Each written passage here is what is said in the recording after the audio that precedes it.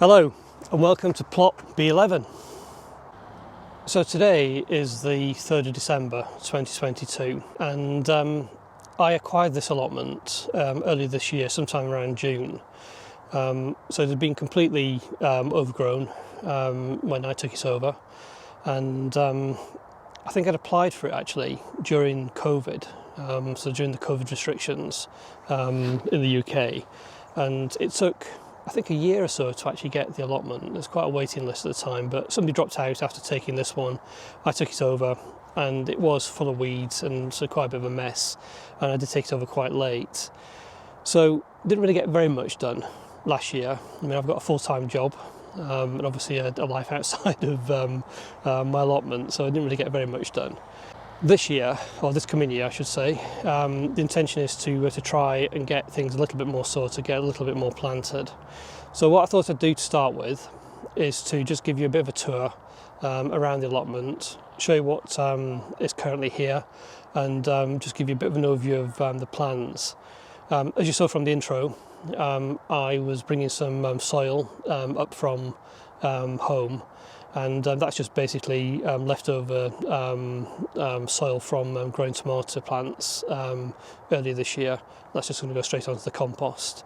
But yeah, let's have a bit of a look round and I'll talk you through it. So really, all we managed to get under any sort of cultivation during this year are this section here, which was really just lettuces. We had them under the netting to try and stop all the bugs getting at them. They probably needed a bit more looking after, but yeah, we didn't really get a chance to do that. So as you can see at the moment, it's just gone basically to weed. I need to dig all that out.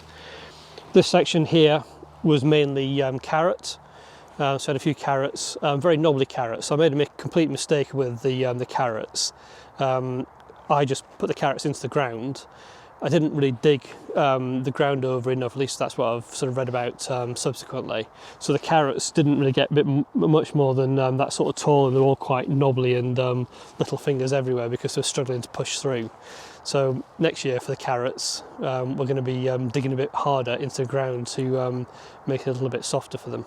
I was planning on putting boxes in the whole allotment, but I didn't get round to that, so I've only got two boxes. One box here, and this had cauliflower in. As you can see, I've still not managed to get all the cauliflower out. So yeah, some of it went to seed. We had some little tiny cauliflowers about that sort of size, but I think they're all a bit too crowded together, which didn't really help things. Behind the cauliflower here, we've got sprouts. So they're still really tiny. I'm hoping that they're going to be ready for Christmas, but I'm not sure how fast sprouts actually grow. So given how tiny they are at the moment, I'm not at all convinced that they're going to be ready, but we'll see. Hopefully they'll be ready, fingers crossed. Right, I must remember to get the terminology correct. So these are planters, obviously not boxes, but in this planter, this is where we had the rhubarb. So I had 3 rhubarb plants, so I still got 3 rhubarb plants actually. These were brought over from home, where, to be honest, they never really did anything. They all stayed really tiny. But we put these in, and Kim had what turned out to be the great idea of putting these plastic bottles in as well, and really sort of went to town watering these through the plastic bottles. And really, this was a jungle earlier on, before I started harvesting the rhubarb. We've still got loads of rhubarb in the freezer at the moment, so we've got plenty of rhubarb crumbles and what have you to go yet. But yeah, that's rhubarb. I was thinking actually that maybe this should be moved a little bit further in to give me a bit better access behind. But yeah, maybe do that in end of December, beginning of January, where it's a bit colder. I've had a bit more time to go dormant. But yeah, that's the plan for that anyway at the moment. This is our bench. I'm not really sure what else I can say about the bench, apart from it's obviously a bit of a storage bench.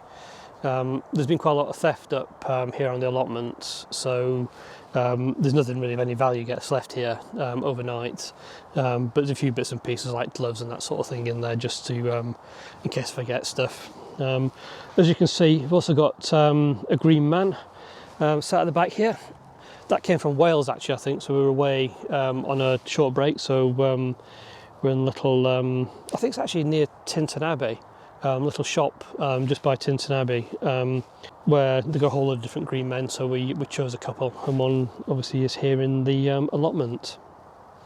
As you can also see, it's a bit of a dumping ground at the moment for stuff that we're bringing up. But yeah, I mean, eventually all this is going to get cleared.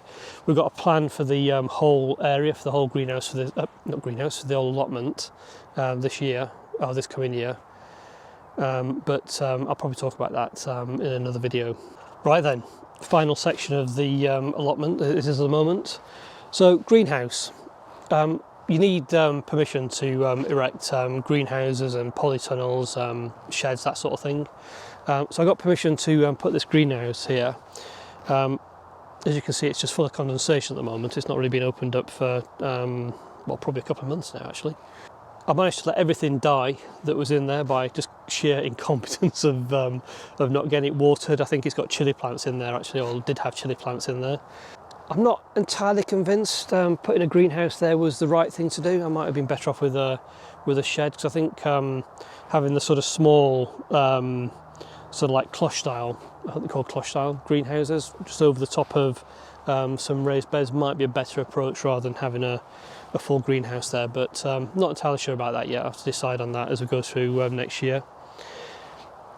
The Allotment Society, or maybe the council, I can't remember which now, arranged for water butts, so we've got a water butt as well. And finally, got the compost heap that I transferred from home as well. And all that soil that I was bringing up, that's going to go on the compost heap. Okay, so that was a fairly quick tour of the allotment. Probably something I should have said right at the very start, but as you can see from this, it says Trainee Gardener. So everybody has to have a display their plot number. So we decided that, given I don't really have a clue what I'm doing, we'd call it the Trainee Gardener's plot. So as we go along during next year, and I do more of these videos, you can either sort of cheer me along as we do things right, or laugh at me as we do things wrong. It's up to you. But yeah, everything that happens, all the mistakes, all the good stuff, hopefully that'll get onto video, and you'll see how we get on. And maybe, I mean, I don't know whether any of you have, I mean, some of you obviously will be experienced allotment holders, but for those of you that aren't, hopefully the fact that I can do it to some degree will prove to you that maybe you can do it too, and give it a go, see how you feel about it. Right, anyway, enough of me babbling. Not really got very much time left before we start losing the light, so all we're going to do is basically dump all that soil, that waste soil from last year, into the compost and mix it in a little bit, and then we're going to go for a walk. So thanks a lot for joining me, and I will see you in the next one. See you later, bye bye.